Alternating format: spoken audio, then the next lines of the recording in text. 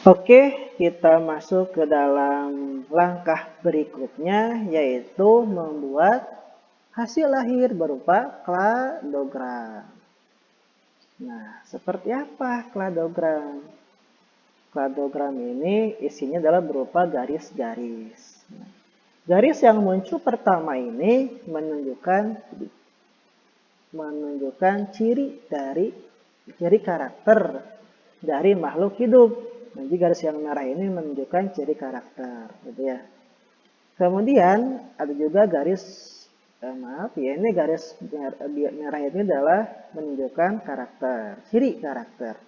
Kemudian garis yang biru ini menunjukkan spesies.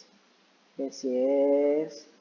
Nah, kupu ikan, gitu ya. Kemudian katak, kemudian kambing dan harimau. Ini spesies yang kita pilih tadi di dalam pentabelan, ya, dalam tabel dan diagram Venn, gitu ya.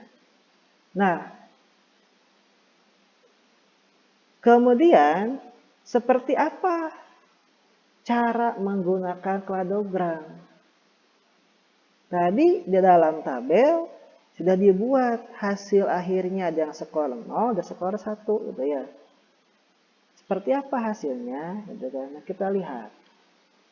Jadi bagi hewan makhluk hidup yang paling sedikit, bagi spesies yang paling sedikit skornya, dia berada di sebelah kiri. Ya. Sedangkan spesies yang paling banyak skornya itu semakin ke kanan. Jadi semakin ke kiri, spesies itu sedikit skornya yang menandakan sedikit ciri karakter yang muncul. Sedangkan spesies yang semakin ke kanan itu menunjukkan spesies yang memiliki banyak karakter yang ditentukan. Oke, kita cek kembali ciri yang pertama, yaitu eukariotik. Eukariotik itu yang memiliki ciri eukariotik adalah semua hewan. Ternyata ya, kupu-kupu, ikan, katak, kambing, dan harimau. Itu. Nah, kemudian kita masuk ke dalam ciri yang kedua, yaitu vertebrata. Siapa yang punya vertebrata? Yaitu ikan, katak, kambing, dan harimau. Kalau dilihat dari mulai dari ciri yang kedua ini kalau kalian agak teliti melihatnya, ada jajaran hewan yang berada di sebelah kanan ciri dan ada hewan yang berada di sebelah kiri ciri.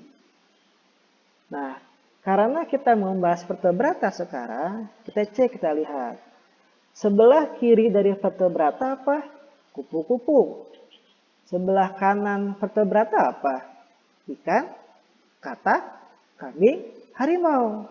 Nah, yang sebelah kiri artinya di luar ciri vertebrata. Tidak termasuk. Sedangkan yang ditempatkan sebelah kanan ciri adalah hewan-hewan atau spesies yang termasuk ke dalam ciri tersebut. Gitu ya.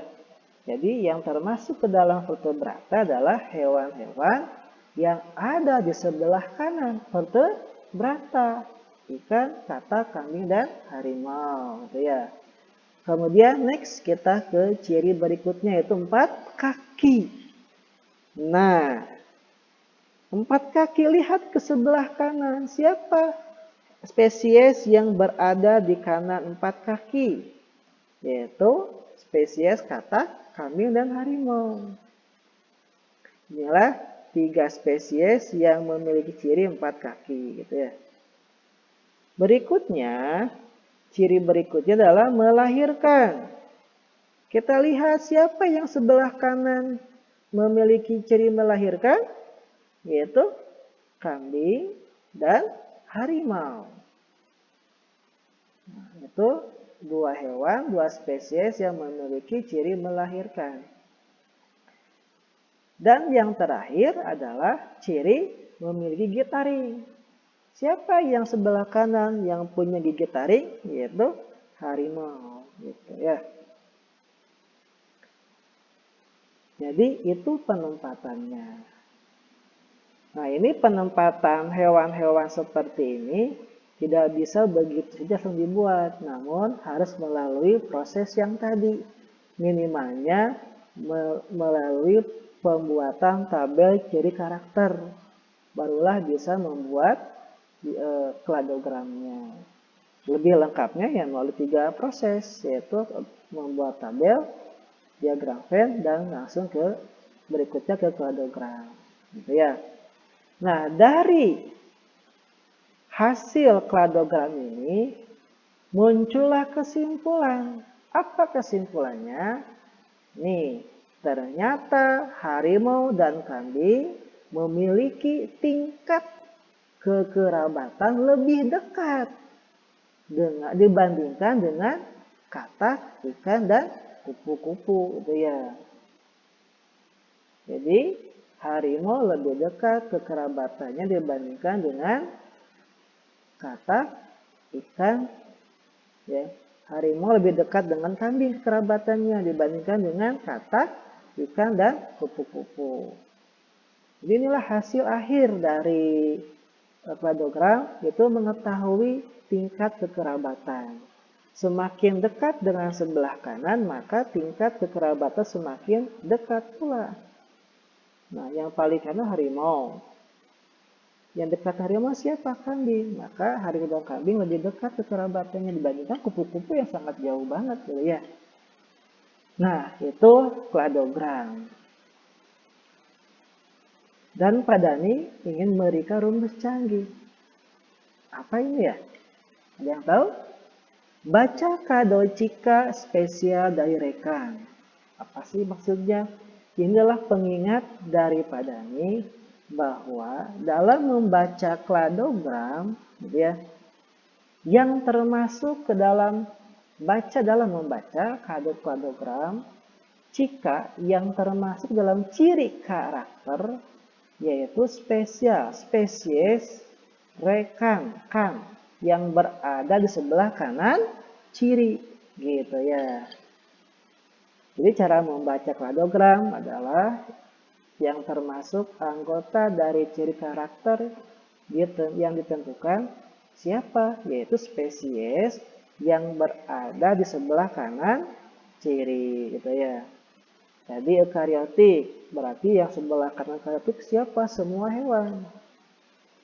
Berarti itulah anggota dari eukariotik, gitu ya. Vertebrata, siapa yang sebelah kanan vertebrata? Ada 4, maka itulah yang termasuk memiliki ciri vertebrata. Dan begitu dan seterusnya.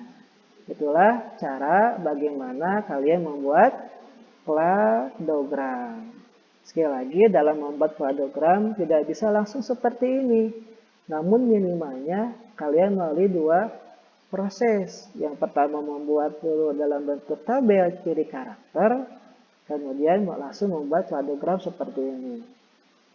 Atau lebih bagus lagi dengan diagram Venn, supaya memastikan sama nggak sih urutannya, gitu loh. Karena antara diagram Venn dengan kladogram ini pasti akan memiliki urutan yang sama. Yang paling kiri itu kupu-kupu sama. Yang paling kanan itu siapa? Harimau sama, gitu kan ya. Gitu. Itu saja, mudah-mudahan bermanfaat. Insya Allah ada tugas ya, ada tugas tentang membuat kladogram, juga ada tugas membuat kunci determinasi. Siapkan saja, makanya silahkan kalau masih belum paham, diputar kembali videonya. Kira-kira apa sih yang nggak pahamnya, gitu ya. Nah, kalau memang masih belum paham, silahkan tanyakan, gitu ya. Namun biasanya nanti akan ketahuan ketika ada latihan tentang membuat kladogram ataupun membuat kunci determinasi, akan ketahuan di mana nih yang belum pahamnya, gitu ya. Siap? Oke, mudah-mudahan kalian siap untuk menghadapi tantangan yang super banyak manfaatnya, gitu ya. Insya Allah jangan takut dengan latihan biologi, jangan takut dengan evaluasi biologi, santai saja. Karena ilmu itu bukan untuk ditakuti, apalagi biologi. Seperti ilmu tentang makhluk hidup sekeliling kita, jadi nggak perlu ditakuti. Semangatlah belajar, semangatlah mengamati, gitu ya. Kalau lupa lagi silahkan diulang dan diulang. Gitu ya. Gak paham, ditanyakan dan ditanyakan. Itu saja. Assalamualaikum warahmatullahi wabarakatuh. Tetap semangat, senyum, dan sehat.